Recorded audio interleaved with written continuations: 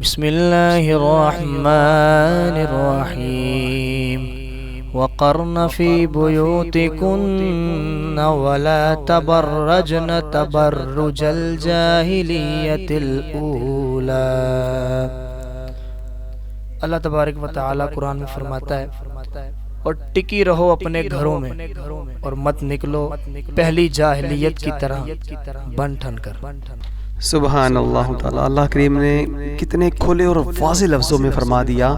کہ مسلمان جو بیبیاں ہیں وہ اپنے گھروں میں رہیں، اور زمانہ جاہلیت کی طرح، یعنی جو جاہلیت میں اسلام سے پہلے جو جاہلیت کا دور تھا اس میں عورتیں گھروں سے نکلتی تھیں بن ٹھن کر، اور آپ نے اللہ تعالیٰ نے خبردار فرما دیا، متنبہ فرما دیا اور منع فرما دیا کہ مسلمان بیبیاں اب زمانہ جاہلیت کی طرح بن ٹھن کر کبھی بھی گھر سے باہر مت نکلیں اور اپنے گھروں میں رہیں، اپنے گھروں میں قرار پکڑیں۔ ایک حدیث مبارکہ کا مفہوم ہے کہ آقا دو جہاں صلی اللہ علیہ وآلہ وسلم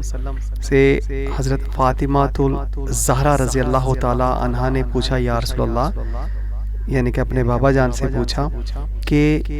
اگر کوئی عورت اللہ کی ولیہ بننا چاہتی ہے، اللہ تعالیٰ کا قرب حاصل کرنا چاہتی ہے،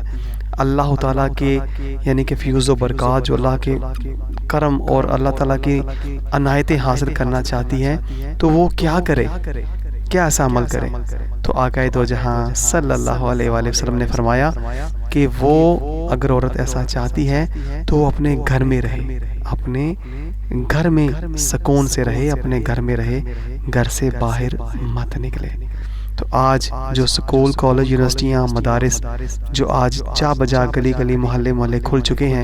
وہ کھولے ہی ہماری عزتوں کو گھروں سے باہر نکالنے کے لیے ہیں، اور جب ہماری عزتیں گھروں سے باہر نکلی ہیں